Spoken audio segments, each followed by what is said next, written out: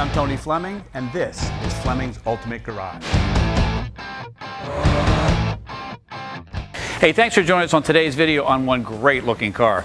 You know, a lot of times you say, wow, that's a really good looking car, but you never really know why it's a great looking car. So I thought maybe we'd take a second and look at some of the things input into the styling of them and see how they go. These 70s vintage and early 80s vintage Camaros, the last run of these cars with the 350s, because you know, with a manual transmission, once you got into the IROCs and things like that and got the 5.7s or what have you, you couldn't get a manual transmission anymore. So this is kind of cool, old school. It's got some great power still, and it's got some modern convenience, which make it really nice. So think you're throwing in air conditioning, power disc brakes, power steering, 4-speed, and it's just still a great looking car. I remember being in high school during this time, and quite honestly, I could never afford one of these cars, and only the rich kids had these in the Trans Am, and I had a beater, so I'm still a little angry about that. But I'd like to show off Fleming's Ultimate Garage to all those people who were doing burnouts and stuff while I couldn't do any burnouts in my beater car. But all right, I'm not bitter. I'm in therapy about it.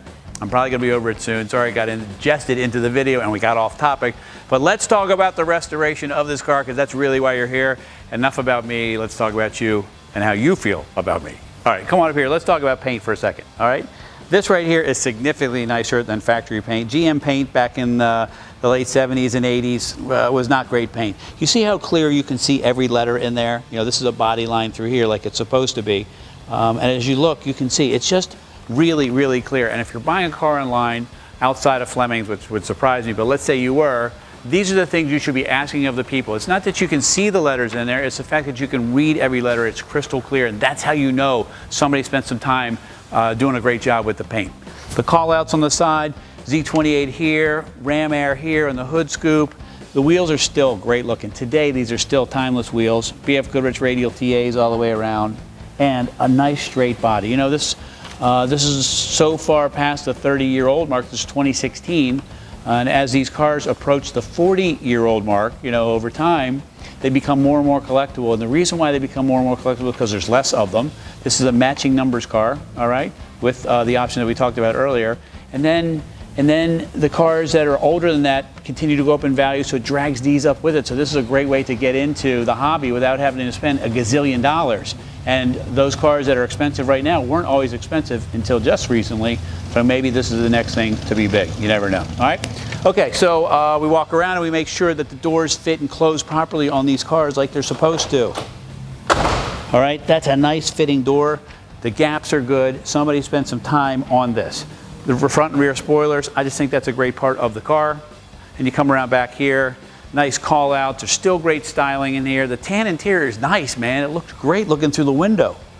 It's nice and airy and fresh and big. Colored taillights, little hidden styling touches in here for your gas cap and your trunk. All right. Love that tag. Fleming's Ultimate Garage. How you doing? All right. Can we keep rolling around for a second? Because I think it's important that you see things like the shine on the roof. Right? See how clear that is? And you can see everything in there. And that's the detail stuff. That's important. All right. And again, back on the hood over here and on the fender. And right here in the door, it's just a nice looking paint job. And so when you go to a car show or something like that, maybe you want to go to your high school reunion, what have you, this is the car you'd do it in. All right, all right.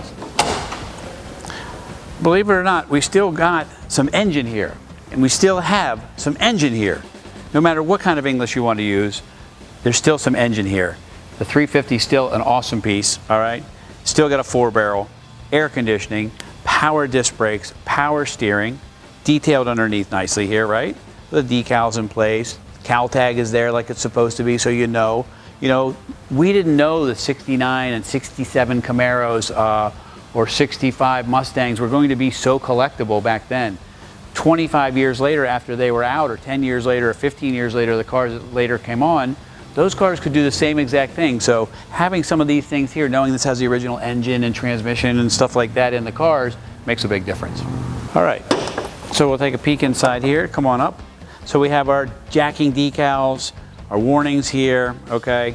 Look, check this out, space saver tire, right? Carpeted correctly in here. Little detail stuff. These are just water spots from it being washed. But, you know, you say, well, what's the big deal about a spare tire? Well, these spare tires are getting harder and harder to come by. They are reproducing them now, but the fact of the matter, it's in there and it says what kind of car it is. The AC blows cold. That's the kind of car that it is. It's just a really nice car, one you could take to a show, one that you can enjoy, go to work on a Friday or something like that, and have a really good time. All right, so come join me in this nice stock looking interior, all right?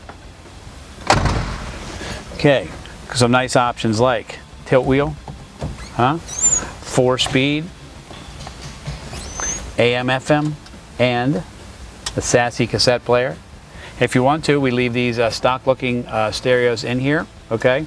And we can put a nice digital sound system in the glove box for you. And that way you can have your iTunes, iPod, whatever it is you want to stream, whether it's Android or what have you, and have any of that kind of music you want, all while leaving the dash stock looking. This has a factory tach, 130 mile an hour speedometer, full gauges in here, all right? The tach works, the speedo works. It's showing 86,995. We were told that that's original. 86,000 miles might seem like a lot, but we're talking about 1978 and it's almost 2018. That's a lot of years later. That's a really low miles.